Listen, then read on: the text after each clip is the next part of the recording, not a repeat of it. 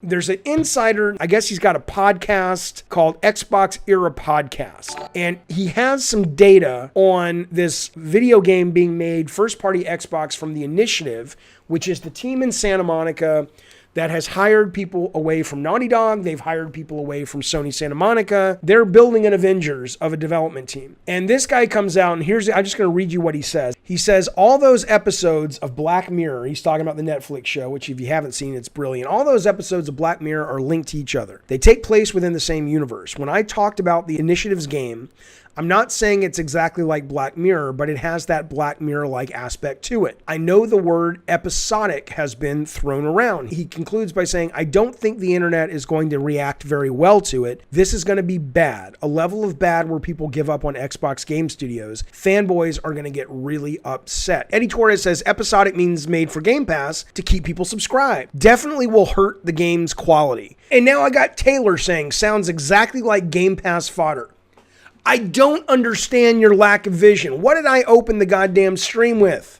Are you telling me this, by 99% of Star Wars fans, this show, Mandalorian, that's episodic, is consistently better and more enjoyable than the Star Wars new trilogy? People love the fucking Mandalorian. Oh, well, it's going to degrade the quality because it's episodic. You know what else was episodic? Every goddamn novel ever written by Charles Dickens. Yeah, but no. If Dickens, Great Expectations would have been good. Oliver Twist would have been good, but it's shit because, it was serialized in a magazine. The guy had some talent, but no. No, I've decided, come on now, you morons. Come on, you have proof all over the place. So, are you correct? Are you correct that possibly the reason they're making it episodic is because they're going, if we make it episodic, we don't have the problem of Netflix dropping everything at once where suddenly you subscribe for a month, you watch everything and you're done. No, Disney comes along and says that's not working for us. We need to sort of go back to some kind of schedule so we can keep people on the hook. And you're like, that's not good for the game design. Bullshit. Every business model defines the game design. You think the arcade machines back in the day weren't built around the fact that they wanted more quarters? You think Ubisoft's games are not built around the fact knowing that it's $70 and microtransactions and padding the game? You really think Valhalla needs to be as long as it is? You think Valhalla needs to be that long? Come on. It's the game design driven by the business model. Movies are 2 hours because of exhibition, not because that's a good run for a movie. It's a mix of what works for the movie and what works for the business model. So the idea that you're just going to come out and say that it's bad, it just shows a staggering lack of vision. And I'm not blowing smoke up your ass, but if you come to this stream, I expect you to be a little fucking smarter.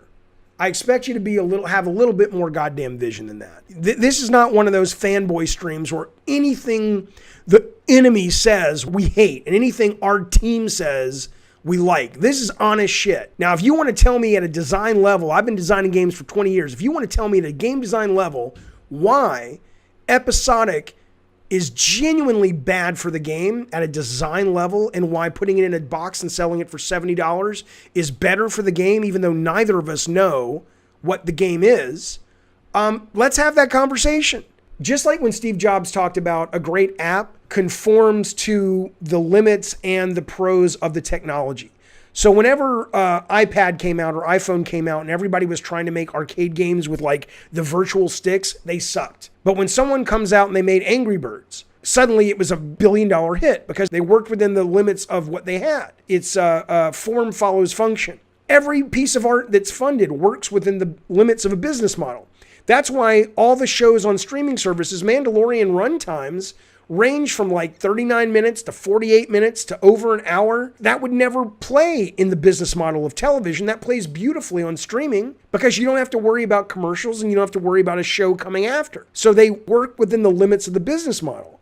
And you guys blanketing a statement, or a number of gamers blanketing a statement saying, oh, it's episodic, it's trash, it just shows Game Pass is trash. It's just dumb. I don't mean to be a dick. I expect better.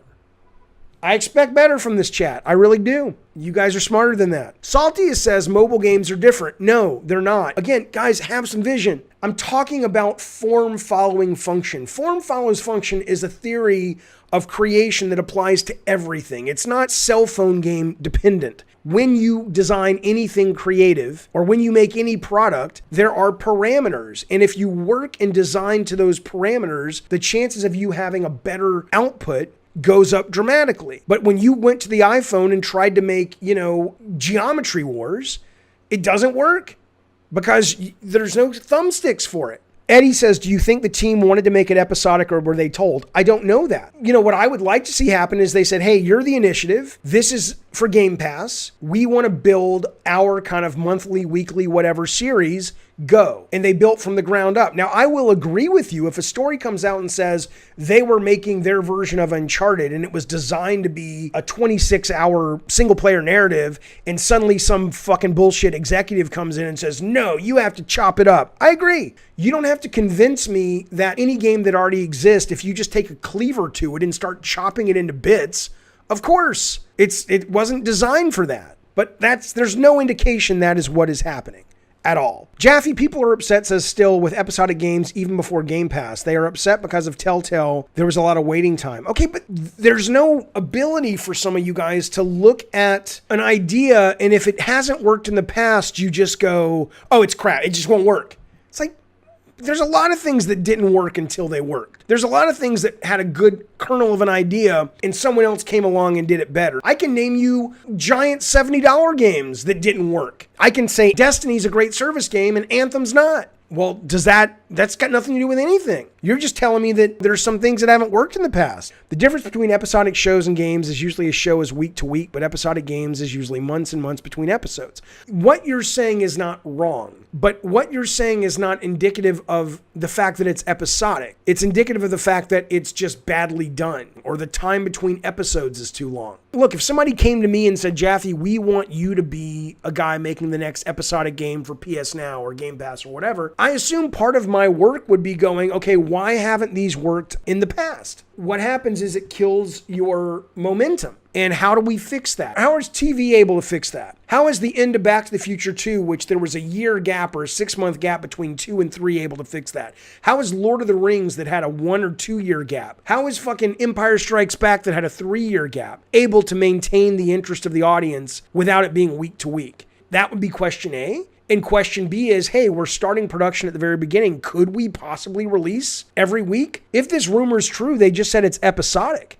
They didn't say that it's episodic monthly. It could be week to week. I'm leaning more towards no episodic, says JT. It can drive excitement and engagement. I'm not sure it gains much else. It gains them money. He says, I'm not sure it gains much else wiggle room for the producers. It gains them the ability to be on Game Pass. It gains them the ability to be on Luna, to keep people subscribing.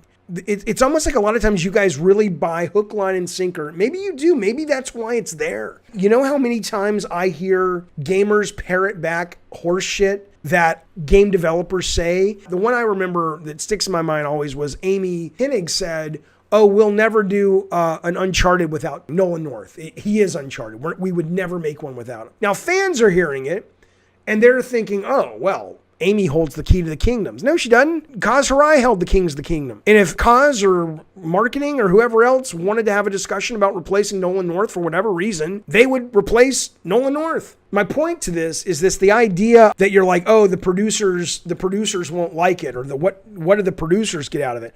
The producers get money out of it. They get paid to do a job. They probably get bonuses or royalties, and the people paying for it say, hey, we have this thing called Game Pass. We have this thing called Luna. We have this thing called PS Now, and this is our business model. You guys act like this stuff is made in like a pure factory of elves, where the business mentality of making games does not come into effect. It comes into effect every goddamn day. Every goddamn day. Things get polished that the team would rather polish something else because 2 powerful executives are coming into town and they want to see your game. And you know you want to show them the flashy shit instead of the deep combat shit, because they're not going to pick up the deep combat shit because they probably play Candy Crush as most of the shit they play. This shit is always affected by the business model. The fact that you guys act like it's not is naive. And again, you're fans only maybe, but not anymore. You come to this stream, You got to get you got to get educated. I don't mean it's a prerequisite. I'm saying you can't be at this stream and not get educated, because the people who come here, the people who talk here, hell, I've had Corey call in before. I talked to Tony Barnes before, game designer of like 20 fucking years. This is not fucking fanboys sitting around their mama's basement talking about video games. This is the real fucking shit. I'm telling you how it is. And you guys act like this shit's made by fucking magical elves that have no business issues pushing down on them. It's pushing down on you every goddamn day, fellas. That's the goddamn truth. It's the goddamn truth.